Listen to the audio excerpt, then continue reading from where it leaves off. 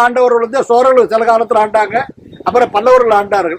அப்படி பாக்குறப்போ தொண்டை நன்னாடு சான்றோர் உடைத்துன்னு சொன்னாங்க.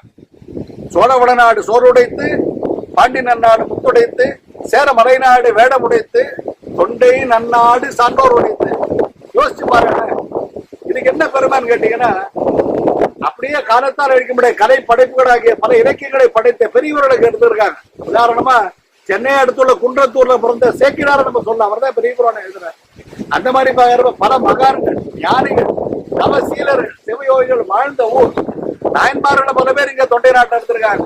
திருவண்ணாமலை மெய்ப்பொருள் நாயனார் இருந்தார், திருநென்ற ஊர்ல பூசலார் நாயனார் இருந்தார். ஒரு வரலாறு படிக்கிறோம்.